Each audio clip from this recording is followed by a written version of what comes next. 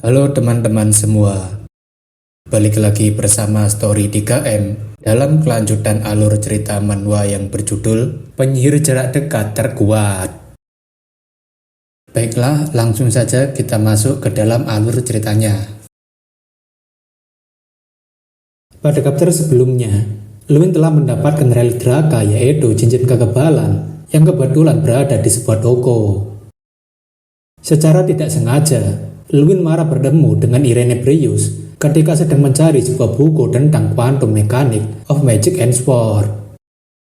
Luin tidak tahu alasan sebenarnya kenapa Irene sangat menginginkan buku ini, tapi Luin lebih memilih untuk membiarkan Irene saja yang mengambilnya. Namun setelah tiba di penginapan, Luin mendapatkan informasi bahwa Irene adalah seseorang yang selalu berada di posisi kedua setelah dikalahkan Domprem. Luin berpikir jika Irene mencari buku itu agar dia dapat mengalahkan Domprem yang merupakan rivalnya. Tak lama berselang, Luin mendapatkan kabar jika line-up acara Grand Festival sudah diumumkan dan ia langsung pergi untuk memeriksanya. Pada hari pengumuman itu, seluruh perwakilan akademi dari berbagai wilayah telah datang untuk melihat siapa yang akan bertarung melawan akademi mereka. Pada pertandingan hari pertama, tampaknya Akademi Ignet harus berhadapan dengan Akademi Oyota yang sebelumnya sudah mencari gara-gara dengan mereka.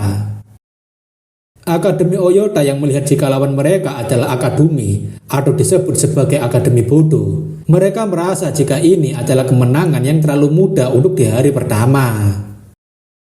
Teta mengatakan jika dirinya tak menyangka sama sekali akan berhadapan dengan Akademi pada upacara pembukaan, dan ia merasa jika akademi mereka sangatlah beruntung bisa bermain-main dengan mereka.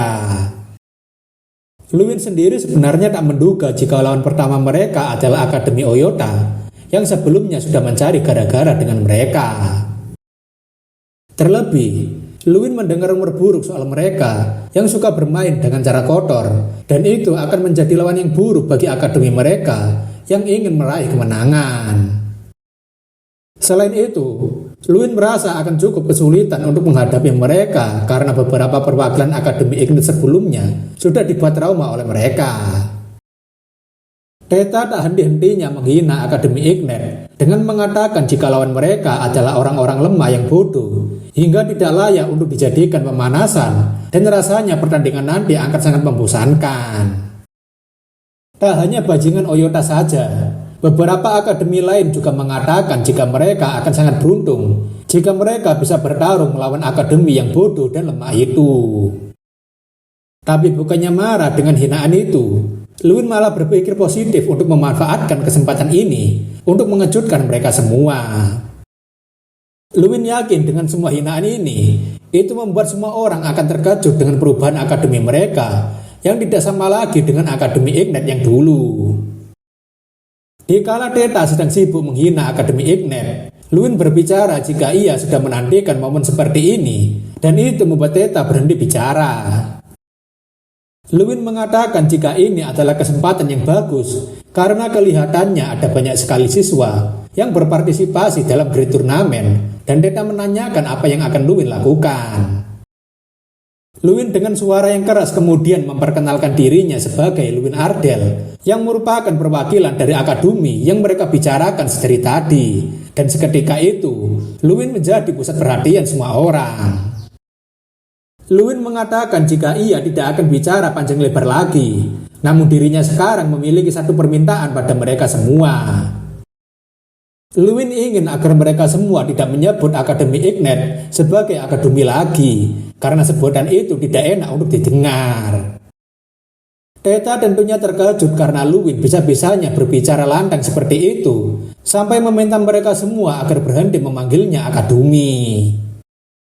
Luin mengatakan jika dirinya sudah terlalu lama berada di posisi terakhir, jadi ia merasa sudah sangat lelah dengan semua ejekan itu.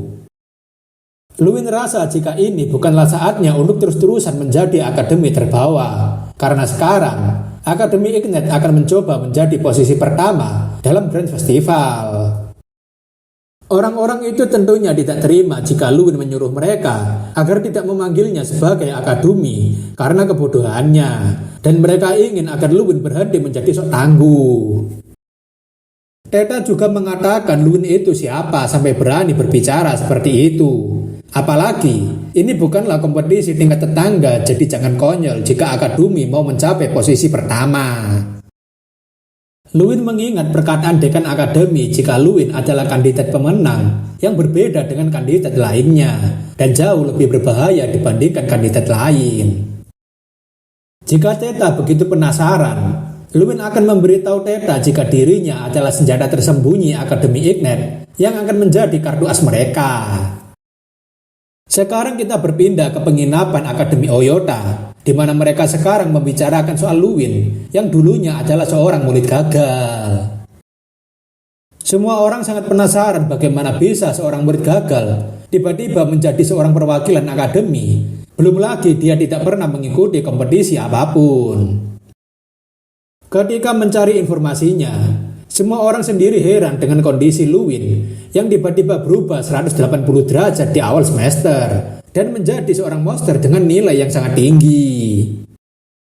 Theta menanyakan apakah itu mungkin jika kondisi seseorang tiba-tiba berubah 180 derajat, dan teman Theta mengiyakan dan kemungkinan rasa percaya dirinya itu juga muncul dari sana. Theta jadinya mengingat peringatan dari profesornya jika Luwin memiliki sesuatu yang tidak mereka ketahui. Tapi Theta sendiri merasa masih tidak yakin dengan apa yang dikatakan profesornya. Theta rasa jika hal itu tidak mungkin dan ia rasa tidak perlu memikirkan apapun pada akademi itu. Theta mengatakan jika mereka sebaiknya tidak perlu memikirkan sesuatu yang tidak masuk akal itu, dan sebaiknya mereka memberi pelajaran pada berandalan yang mulai angkuh itu. Theta mengajak para anggotanya untuk mengajari akademi apa yang akan terjadi jika main-main dengan mereka menggunakan cara tradisional akademi mereka. Berpindah ke penginapan Akademi Ignet, di mana mereka saat ini sedang menyusun strategi untuk turnamen pada hari pertama. Karena besok adalah kompetisi pelemparan granat mana, yang merupakan kompetisi kelompok yang hanya meninggalkan ketua perwakilan, mereka semua berkumpul untuk mendiskusikan strategi mereka. Kompetisi pelemparan granat mana sendiri adalah sebuah tantangan, di mana orang-orang melemparkan granat mana pada mithril golem, dan tim yang berhasil menghancurkan golem itu lebih cepat maka dialah pemenangnya. Seorang perwakilan menanyakan apakah mereka beneran bisa melakukan kompetisi itu tanpa adanya Luwin, dan ia menanyakan apakah mereka akan baik-baik saja. Luwin mengatakan jika ia mengakui bahwa bakat mereka sangat kurang dibandingkan Akademi Oyota yang cukup jauh. Meski begitu, kekurangan mereka bukanlah berarti kekalahan mutlak, karena mereka masih memiliki kesempatan untuk menang melawan Akademi Oyota, dan mereka menanyakan bagaimana caranya. Luwin memberitahu jika itu adalah kompetisi kelompok, dan kelemahan mereka bisa ditutupi dengan melakukan kerjasama antar tim, sehingga mereka bisa membagi tugas dengan efisien. Oleh karena itu, Luwin mengatakan jika pada strategi kali ini, Luwin akan membagi mereka dalam beberapa kelompok. Kelompok pertama akan memanaskan mana, kelompok kedua akan mengangkutnya, kelompok ketiga akan menyerang golemnya, dan kelompok keempat akan mengganggu tim lawan dengan menyembuhkan golem yang diserang musuh. Meski sudah dijelaskan oleh Luwin, tapi sepertinya mereka tidak yakin jika rencana ini akan berhasil. Terlebih, Oyota memiliki 30 penyerang sekaligus dan mereka malah mengurangi jumlah penyerang. Luwin paham jika mereka masih memiliki ketakutan dan kekhawatiran untuk memulai sesuatu yang baru. Luwin menanyakan bagaimana pendapat mereka dengan rencana yang barusan ia jelaskan, tapi mereka tampaknya masih ragu dengan rencana yang dibuat oleh Luwin. Luwin kemudian menyinggung jika apa yang dikatakannya di depan semua orang tadi, bahwa Akademi Ignet akan menjadi juara pertama adalah keseriusan. Luwin akan melakukan apapun sebisanya untuk memberikan bantuan, bahkan itu dalam pertandingan yang tidak bisa ia ikuti. Luwin mengatakan jika Oyota bisa mengeluarkan 1 granat untuk 1 orang, tapi mereka bisa mengeluarkan 2-3 granat dengan adanya yang memanaskan, dan ada yang melemparkan sendiri meskipun itu akan terasa lebih lama. Namun karena adanya kelompok yang mengganggu Oyota, itu akan memberikan mereka waktu tambahan, dan itu membuat Jason dan Hankus percaya dengan strategi Luwin. Beberapa perwakilan akademi lainnya juga mulai menyetujui strategi yang dibuat oleh Luwin, karena lebih baik mereka mencoba sesuatu yang baru daripada melakukan sesuatu yang pasti akan gagal. Luwin kemudian membagi tugas jika Hankus beserta dengan Zola, Mil, Mora, Ayake, dan Freya akan memanaskan bom, sementara Taimunche akan membawa bom yang sudah dinyalakan itu. Luwin pada akhirnya menyeleksi kelompok mereka semua berdasarkan pada kelebihan mereka, dan tentunya Luwin menggunakan skill player E miliknya sebagai dasar di balik pilihannya itu. Dengan menggunakan player E miliknya, Luwin bisa melihat kemampuan setiap perwakilan dan menggunakan itu untuk meminimalisir kelemahan dan fokus terhadap kelebihan mereka. Beberapa orang yang sudah mendapatkan kelompok sendiri merasa jika mereka memang lebih cocok pada strategi seperti ini. Mereka yang tadinya ragu dengan pembentukan kelompok itu pada akhirnya merasa jika strategi ini cukup bagus, dan bahkan mereka sekarang mulai merasa jika ada harapan untuk menang. Luwin bersyukur karena strateginya bisa diterima dengan baik setelah mendapatkan keraguan dari para perwakilan. Setelah sempat berputus asa sebelum pertandingan, tapi sekarang perwakilan Akademi Ignite sudah mulai percaya diri dengan kelompoknya dan harapan mereka mulai bangkit kembali. Tapi dikala semua orang sedang bahagia dan bersemangat untuk menghadapi turnamen besok, tampaknya sebuah masalah baru harus muncul dan mengacaukan semangat mereka. Benar saja, salah satu perwakilan Akademi Ignite bernama Fulham yang bertugas untuk mencari informasi malah kembali dengan kondisi babak belur. Luwin yang terkejut menanyakan kenapa wajah Fulham seperti ini, dan ia menanyakan apakah dia masih baik-baik saja. Ya jelas enggak lah pakai nanya. Tapi Fulham malah meminta maaf pada Luwin karena dihajar oleh bajingan Oyota.